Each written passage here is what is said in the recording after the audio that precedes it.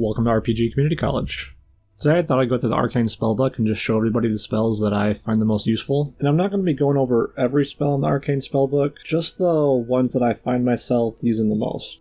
There are a lot of powerful abilities in here. If you're not too familiar with the Arcane Spellbook, you're definitely gimping yourself, and you're making the game a lot harder than it has to be. Even early on, a well-placed spell can turn a hard combat encounter into a complete joke. And really even a lot of the most powerful spells are in like the first couple levels of the spellbook. But yeah, let's just start taking a look at it with the level 1 spells here. You might think that like the level 1 spells aren't that useful, but there are spells in here you're going to be using all game.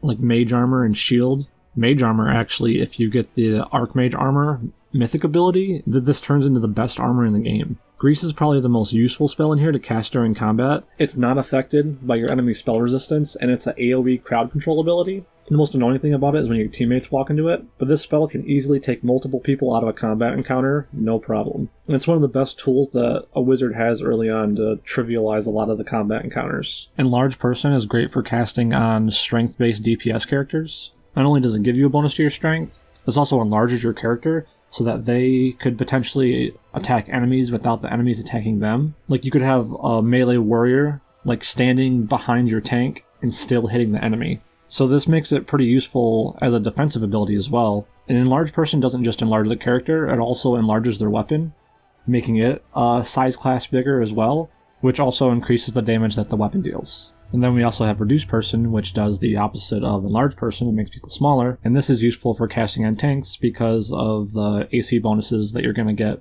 from the increased dexterity and just from the spell itself. I also like Ray of Enfeeblement because it lowers the enemy's strength score, which for most enemies this is going to reduce their chances to hit you. This is a pretty useful debuff to get early on.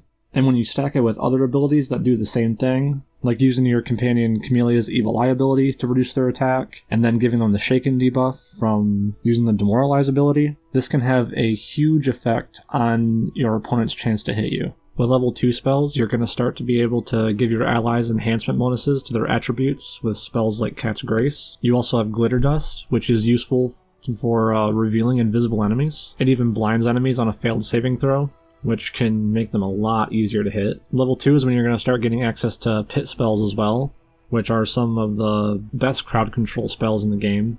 They're AoEs for one, and they're not affected by your target spell resistance, and they have to make a combat maneuver check in order to get out of them, and so they're not as reliant on your spell save DC, which can be a good or a bad thing depending on how you build your character. But pit spells are kind of just like Grease, but better. And they're all from the same school of magic as well. Specializing in Conjuration is going to make you a very effective spellcaster early on. And if you want your wizard to actually deal damage, Scorching Ray is definitely the way to go. And it's going to be your highest damage single target ability for quite a while. Blur is another strong defensive ability that you're going to have access to. And casting this on a character that's supposed to be a tank makes a noticeable difference in just how often they get hit, and it can really make the difference in those tough encounters. But later on, it's not going to be as effective because a lot of the enemies are going to have True Sight, which just makes this completely useless. And when you get 3rd level spells, you get access to what a lot of people think is one of the strongest spells in the game, which is Haste. And it definitely is one of the most overpowered spells that you could get. I mean, just having Haste cast in your party makes a night and day difference. You can have a combat encounter that seems impossible to win, and you can cast Haste on your team, and everything will be dead in like 2 or 3 rounds, and you'll have barely even taken any damage. Haste is definitely the spell that you want as many casts of as you can get, and you're going to be happy that you did. At level 3, you're also going to get the iconic Fireball spell. This is probably the go-to damage dealing spell for AoE damage. And really, fire damage in general just seems the way to go if you want to deal damage with spells. There are good spells from the other elements, but the fire-based spells do just seem to be a little bit better. And I think the itemization in-game definitely favors the fire-based spellcasters as well. At this level, you also get a spell called Displacement. This is like Blur, but just better. And you get Communal Resist Energy, which is a really good spell too, but it's also available in the Divine Spellbook, so you probably would rather have a Divine Spellcaster be casting this, but it's worth mentioning that it's there if you needed it. You also get Spiked Pit, which this is another pit spell. And really, anytime you see a pit spell, it's not a bad choice to consider taking it. If you want some more AoE crowd control abilities, those are always solid choices. For level 4 spells, we have Controlled Fireball. You could also pick up Dimension Door. This is a nice little utility spell. This is going to allow you to teleport around pretty much to almost anywhere that you can see. This can be used to bypass like mobility or athletics checks at certain points of the map, or to teleport over dangerous obstacles or traps. Greater invisibility is another really strong spell.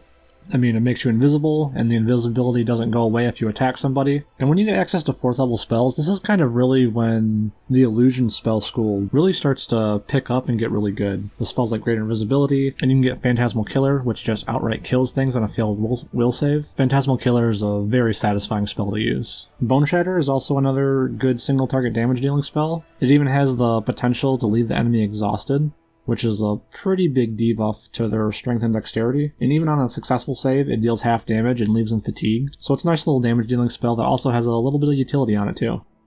For 5th level spells, the Illusion spell school just keeps getting better with things like Phantasmal Web and Shadow Evocation. Shadow Evocation seems a little complicated because there's a lot there to read, but basically it just allows you to cast any evocation spell from the 1st to the 4th level of the Arcane Spellbook, and enemies are just going to have to make a will save on top of any other saves they might have had to make from the original spell. So this basically allows you to cram the entire evocation spellbook into like one spell slot, and really helps spellcasters that specialize in illusion to deal damage, and makes them very versatile. They're going to have good spells to buff up your team, like Blur, Displacement, Greater Invisibility. We got spells to lock down your enemy, like Phantasmal Web, and they can deal damage with Shadow Evocation. It's a very strong school of magic to specialize into. For damage dealing spells, you could grab things like Cone of Cold or Fire Snake, but it's kind of a pain getting into position to really make proper use of these spells. So I would usually rather add meta magic to spells like Fireball and Scorching Ray just to make them more powerful, and use these higher level spell slots to cast spells like that.